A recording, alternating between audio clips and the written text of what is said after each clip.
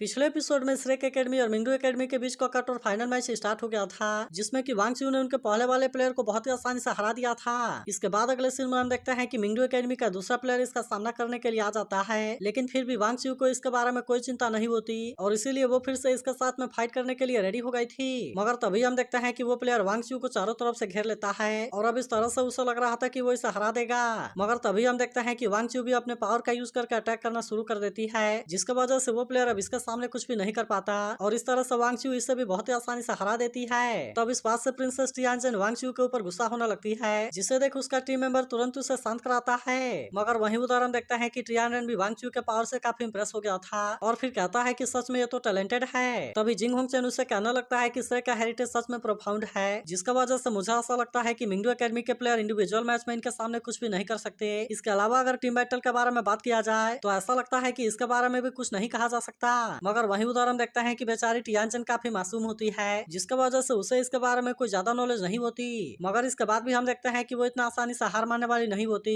और वो फाइट करने के लिए जावा जून को भेज देती है। जिसके बाद हम देखते हैं कि जावा जून भी तुरंत इसके लिए रेडी हो गया था और वो अपने पावर का यूज करके वांग चू पर अटैक करने के लिए चला जाता है। लेकिन वहीं उधर हम देखते हैं कि वांग चू को इसके बारे में कोई भी चिंता नहीं होती, इसीलिए वो अपने पावर का यूज करके इसके अटैक को बहुत ही आसानी से रोक लेती है, जिसकी वजह से जावा जून भी इसके सामने कुछ नहीं कर पाता। लेकिन इसके बाद हम देखते हैं कि वांग चू भी अपने पावर का यूज करने के लिए रेडी हो जाती है और अब इस तरह से उसने अटैक करके इसे बहुत ही आसानी से हरा दिया था, जिसे देखते ही सभी लोग इस बात से काफी हैरान हो जाते हैं। अब इस तरह से हम देखते हैं कि श्रेक एकेडमी तीनों मैच में जीत गई थी, जिसे देख टियानजन कहने लगती है कि अब टीम बैटल का टाइम आ गया। इसके बाद हम देखते हैं कि वो इसके लिए रेडी भी हो जाती है और कहती है कि श्रेक को पता चलेगा कि हम कितने पावरफुल हैं। मगर तभी हम देखते हैं कि रेफरी ने उसे ऐसा करने से रोक दिया था, जिसका वजह से टियानजन थोड़ी सी डर जाती है और कहती है कि क्या टीम बैटल का टाइम नहीं है। तब इसकी ऐसी बात सुनकर रेफरी उसे कहता है कि तुमसे ऐसा किसने कहा। तब इस पर टियानजन कहती है कि वांग चू 3 मैच को जीत गई और अब इसीलिए ये तो टीम बैटल में एंटर करने का टाइम है। जिसके बाद इसकी ऐसी बात सुनकर रेफरी भी अपना माथा पकड़ लेता है। तभी वांग चू इसे समझाती है कि हम टीम बैटल में एंटर करने से पहले इंडिविजुअल मैच को खेलते हैं, ताकि इस तरह से हम उनके मेंबर के एबिलिटी को कंज्यूम कर सके, जो कि टीम बैटल में एंटर करने पर हमारी हेल्प करेगी। अब इसीलिए वो टियानजन से कहती है कि तुमने तो अभी मेरे ज्यादा सोल पावर को कंज्यूम नहीं किया, लेकिन क्या इसके बाद भी तुम टीम बैटल में एंटर करना चाहते हो। जिसके बाद हम देखते हैं कि टियानजन इस पर कुछ भी नहीं बोल पाती, लेकिन अब वो इनके ऊपर काफी गुस्सा हो जाती है और कहती है कि तुम तो मुझे बिल्कुल भी सीरियसली नहीं ले रहे। इसके बाद हम देखते हैं कि वो वांग चू के साथ में फाइट करने के लिए रेडी हो जाती है और कहती है कि वांग चू अगर तुमने मुझे इसमें हरा दिया तो फिर उसके बाद मेरी टीम बैटल के लिए गिव अप कर देगी और इस तरह से हम तुम्हारे सामने सरेंडर कर देंगे। जिसके बाद हम देखते हैं कि रेफरी ने भी इसके लिए परमिशन दे दिया था और वहीं अब सभी लोग भी इनके बीच के मैच को देखने के लिए एक्साइटेड हो जाते हैं। तभी सियाओ काइतो से कहती है कि मिंगडू एकेडमी में तो असल में एक प्रिंसेस छुपी है, जिस पर काइतो इसे बताता है कि वो असल में टियानजन की बायोलॉजिकल सिस्टर है। मगर वहीं हम देखते हैं कि मासूम सी टियानजन को किसी बात के बारे में कोई चिंता नहीं होती और अब वो वांग चू के साथ में फाइट करने के लिए रेडी हो जाती है। जिसके बाद हम देखते हैं कि वहीं वांग चू भी इसका सामना करने के लिए रेडी हो गई थी। तभी काइतो कहने लगता है कि यह असल में सन उनका इनहेरिटेंस है, क्योंकि सन तो आखिरकार सोललेस है। और वहीं उधर हम देखते हैं कि टियानजन भी अपने पावर को एक्टिवेट करके रेडी हो गई थी। तभी वांग चू से कहती है कि चलो हम इसे शुरू करते हैं। जिसके बाद टियानजन उसे कहती है कि सिस्टर तुम तो ब्यूटीफुल हो और फिर हम देखते हैं कि वो इसका सामना करने के लिए चली जाती है। मगर वहीं हम देखते हैं कि वांग चू को इसके बारे में कोई चिंता नहीं होती, इसीलिए वो इसका अटैक से अपने आप को बहुत ही आसानी से बचा लेती है और फिर हम देखते हैं कि वो अपने पावर का यूज करके इस पर अटैक करने के लिए रेडी हो गई थी। जिसके बाद हम देखते हैं कि टियानजन भी इस बात से गुस्सा हो गई थी, इसीलिए वो भी अब इसमें कोई देरी नहीं करती और फिर हम देखते हैं कि वो अटैक करने के लिए अपने थर्ड सोल स्किल को एक्टिवेट कर लेती है। मगर वहीं उधर हम देखते हैं कि वांग चू भी पीछे हटने वाली नहीं होती, इसीलिए वो भी अपने गोल्डन ड्रैगन फिस्ट वाले पावर को एक्टिवेट कर लेती है और अब इस तरह से हम देखते हैं कि वो इसका सामना करने के लिए रेडी हो गई थी। जिसके बाद हम देखते हैं कि टियानजन इसके ऐसे पावर के सामने कुछ भी नहीं कर पाती, जबकि वहीं वांग चू अब इसे कोई भी मौका देने वाली नहीं होती और हम देखते हैं कि वो तुरंत इस पर अटैक करने के लिए आ जाती है। लेकिन फिर भी हम देखते हैं कि टियानजन इतना आसानी से हार मानने वाली नहीं होती और वो अपने आप को इसके अटैक से बचाने लगती है। मगर तभी इसी वक्त हम देखते हैं कि सन भी यहाँ पर आ गया था, जिसे देखते ही टियानजन जोर जोर से हंसने लगती है। लेकिन वहीं उधर हम देखते हैं कि युहाओ को इसके बारे में समझ आ गया था और कहता है कि ये रीना असल में एक giant solar energy collecting soul strike है और फिर काइतो कहता है कि इसके वजह से टियानजन के सन मार्शल सोल का इफेक्ट काफी बढ़ गया है। मगर वहीं हम देखते हैं कि टियानजन अब इसमें कोई ज्यादा देरी नहीं करती, क्योंकि वो अपने फिफ्थ सोल स्किल का यूज करने के लिए रेडी हो जाती है और अब इस तरह से हम देखते हैं कि वो अपने रेडिएंट वाले पावर का यूज करने के लिए रेडी हो जाती है, जिसका यूज करके वो सन की एनर्जी को एब्जॉर्ब करने लगी थी। लेकिन वहीं उधर हम देखते हैं कि वांग चू को अभी भी इसके बारे में कोई डर नहीं होता, इसीलिए वो फिर से अपने पावर को एक्टिवेट कर लेती है और अब इस तरह से हम देखते हैं कि वो फिर से इसका सामना करने के लिए रेडी हो गई थी। लेकिन वहीं उधर हम देखते हैं कि टियानजन भी अभी से इतना आसानी से छोड़ने वाली नहीं होती, इसीलिए वो अपने सिक्स्थ सोल स्किल का यूज करने के लिए रेडी हो जाती है और अब इस तरह से वो अपने सन गेजिंग टेक्निक का यूज करके अटैक कर देती है, मगर वहीं उधर हम देखते हैं कि वांग चू को इसमें कुछ भी दिखाई नहीं देता, इसीलिए वो इसे रोकने के लिए कुछ भी नहीं कर पाती और हम देखते हैं कि वो टियानजिन के सनलाइट के रे में पूरी तरह से कवर हो जाती है। तब इसे देखते ही सभी वांग चू के बारे में परेशान होने लगते हैं और कहते हैं कि वांग चू तो इसके सनलाइट के रे में कवर हो गई। तभी काइतो कहता है कि ये जरूर ही ब्लास्ट होगा, जिस पर वांग कहती है कि ये सनशाइन यहाँ पर इतना टाइम से बना हुआ है और इसीलिए आखिरकार इसके एक्सप्लोजन के पावर को कौन रोक पाएगा। लेकिन वही उदाहरण देखते हैं कि टियानजिन इस बात से खुश होने लगती है और कहती है कि अभी भी तुम मुझे सीरियसली नहीं लोगे। जिसके बाद हम देखते हैं कि टियानजिन के सभी साथी भी इस बात से खुश हो जाते हैं क्योंकि इनको भी ऐसा लगता है कि प्रिंसेस इसमें जीत गई। लेकिन तभी जूजी कहने लगती है कि वहाँ पर इतने देर से ब्लास्ट नहीं हुआ और इसीलिए ऐसा लगता है कि इसमें जरूर कोई गड़बड़ है। तभी अचानक हम देखते हैं कि वांग चू टियानजिन को उसके सन मार्शल सोल के लिए थैंक यू बोलने लगती है और फिर कहती है कि आज पहली बार मेरे गोल्डन ड्रैगन को ऐसी ग्रेट पावर मिली है। लेकिन वही हम देखते हैं कि टियानजिन के साथियों को अभी भी इसके ऊपर यकीन नहीं हो रहा था और वे कहते हैं कि सन के पावर को रोक पाना तो इम्पॉसिबल है। लेकिन वही हम देखते हैं कि वांग को इसके बारे में समझ आ गया था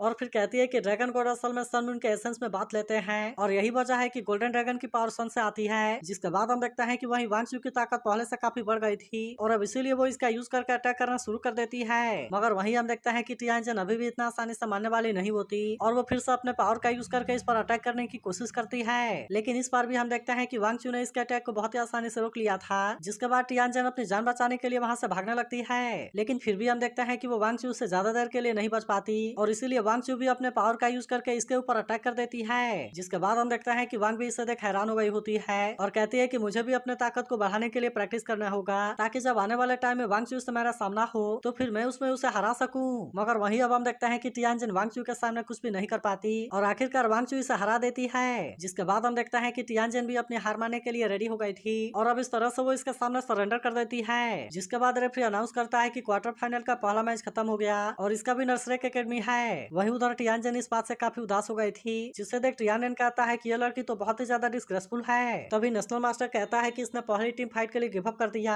और इसीलिए उसे तो ये भी नहीं पता कि उसे क्या चूज करना चाहिए। जिसके बाद हम देखते हैं कि टियानजिन के सभी साथी उसे शांत कराने लगते हैं, मगर वही हम देखते हैं कि जूजी को टियानजिन का मासूमियत वाला कैरेक्टर बहुत अच्छा लगा था और कहती है कि कम से कम ये टियानजिन के जैसे तो नहीं है। लेकिन इसके बाद अब अगले मैच को भी स्टार्ट करने का टाइम आ गया था, जो कि प्राउड स्वॉर्ड सेक्ट और टियानलुंग सेक्ट के बीच में होने वाला होता है। जिसके बाद हम देखते हैं कि वे दोनों टीम भी इस मैच के लिए रेडी होते हैं, लेकिन असल में दोनों ही टीम सोच रहे होते हैं कि हम इसमें जरूर जीतेंगे। इसके बाद हम देखते हैं कि रेफरी दोनों टीम के प्लेयर को सामने आने के लिए कहता है। जिसके बाद हम देखते हैं कि जियानडोंग और बिफान इसके लिए रेडी हो गए थे, मगर वही उदाहरण देखते हैं कि जूजिन के बॉडी में भी कुछ होने लगा था, जिससे देख यूहाओ कहता है कि ये तो बिफानी प्रोस्टिट्यूट ब्रदर के बीच के बैटल को लीड कर रहा है। वही उदाहरण देखता है कि टियानलुंग सेक्टर की तरफ से बिफान फाइट करने के लिए रेडी हो गया था, इसीलिए रेफरी भी इनके मैच को स्टार्ट करने के लिए परमिशन दे देता है और फिर हम देखते हैं कि वे दोनों आपस में फाइट करना शुरू कर देते हैं। तभी हम देखते हैं कि जियानडोंग अपने पावर का यूज करके बिफान पर अटैक करने के लिए रेडी हो जाता है और कहता है कि लॉन्ग डिस्टेंस में तुम्हारे पास में कोई भी एडवांटेज नहीं है। इसके बाद हम देखते हैं कि वो अपने fifth soul skill King Kong Excalibur का यूज करने के लिए रेडी हो गया था,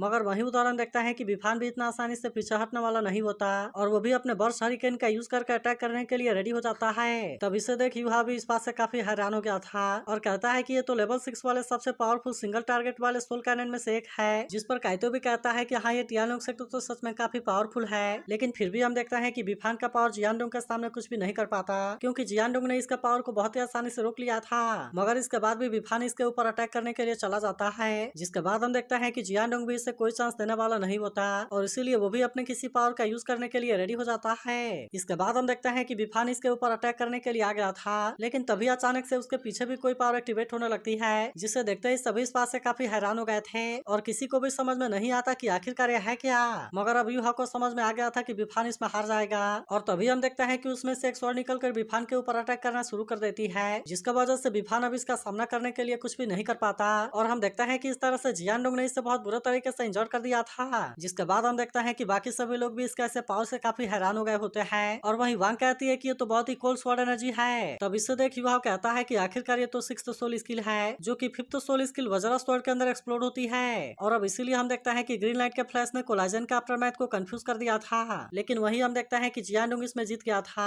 और इसीलिए प्राउड सोल सेक्टर इसमें 1 पॉइंट से आगे हो जाता है। वही बिफान अपने कैप्टन से बताता है कि उसका 6th सोल स्किल बहुत ही पावरफुल है, जिसका वजह से उसके सामने गार्ड कर पाना भी बहुत मुश्किल है और इसीलिए वो इसे कहता है कि आप इसमें केयरफुल रहना। लेकिन वही हम देखते हैं कि यूटियान को इसके बारे में कोई भी डर नहीं होता और इसीलिए वो सीधे जियानडोंग के साथ में फाइट करने के लिए आ जाता है। जिसके बाद हम देखते हैं कि जियानडोंग को भी इसके बारे में कोई चिंता नहीं होती और और इसीलिए वो भी इसका सामना करने के लिए रेडी हो गया था। फिर हम देखते हैं कि रेफरी ने इनके मैच को स्टार्ट कर दिया था, लेकिन वही यूटीएन काफी देर तक इसके बारे में कोई भी एक्शन नहीं लेता। जिसके बाद हम देखते हैं कि सभी इस बात से काफी हैरान हो जाते हैं और कहते हैं कि यूटीएन ने आखिरकार अभी तक कोई एक्शन क्यों नहीं लिया। लेकिन तभी हम देखते हैं कि यूटीएन अपने पावर को एक्टिवेट करके रेडी हो जाता है, जिसे देख यूहा भी इस बात से काफी खुश हो गया था और फिर कहता है कि ये तो blue electric tyrannosaurus rex marshal soul है। इसके बाद हम देखते हैं कि यूटीएन अपने पावर का यूज करके अटैक करना शुरू कर देता है और अब इस तरह से इनके बीच में बहुत ही शानदार फाइट होने लगती है। लेकिन वही हम देखते हैं कि जियानडोंग भी इतना आसानी से मरने वाला नहीं होता, इसीलिए वो इसके हर एक अटैक से अपने आप को बचाने लगता है और फिर हम देखते हैं कि वो भी अपने पावर का यूज करके इसके ऊपर अटैक करता है। मगर इसके बाद भी हम देखते हैं कि यूटीएन ने अपने आप को बचा लिया था और इसीलिए वो इसमें इसका कुछ भी नहीं कर पाता। लेकिन फिर भी हम देखते हैं कि दोनों में से कोई भी हार मानने वाला नहीं होता और वे बड़े खतरनाक तरीके से आपस में फाइट करने लगते हैं, जिसे देख बाकी लोग भी पूरी तरह से हैरान हो गए थे। तभी हम देखते हैं कि जियानडोंग फिर से अपने पावर का यूज करने के लिए रेडी हो जाता है और इस तरह से उसने अपने किंग कॉन्ग स्वॉर्ड का यूज करके अटैक कर दिया था। लेकिन फिर भी हम देखते हैं कि यूटीएन को इसके बारे में कोई भी चिंता नहीं होती और वो इसके अटैक को बहुत ही आसानी से रोक लेता है। मगर वहीं जियानडोंग अभी भी पीछे हटने वाला नहीं होता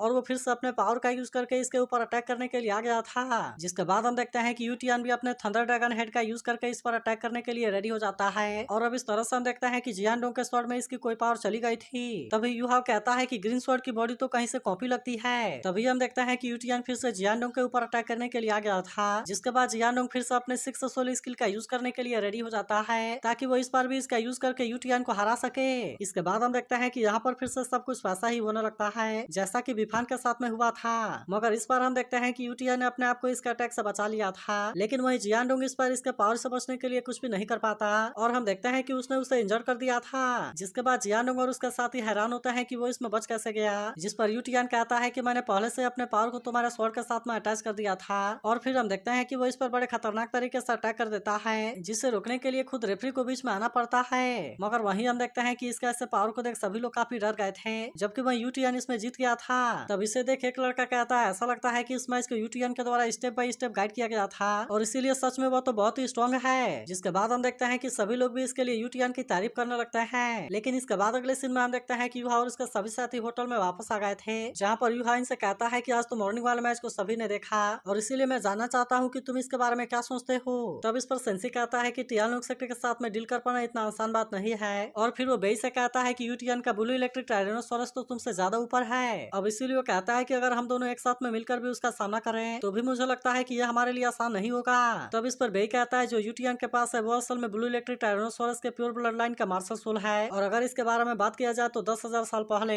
उस टाइम के 6 मेजर मार्शल आर्ट में से एक था और इसीलिए ब्लू लाइटनिंग ओवरलॉर्ड सेक्ट उस टाइम के टॉप 3 सेक्ट में से एक था, जिसके बाद वुहुन पैलेस ने इसके ऊपर अटैक करके लगभग इसे मिटा दिया था। लेकिन फिर भी उसके बचे हुए डिसाइपल ने इसे रिबिल्ड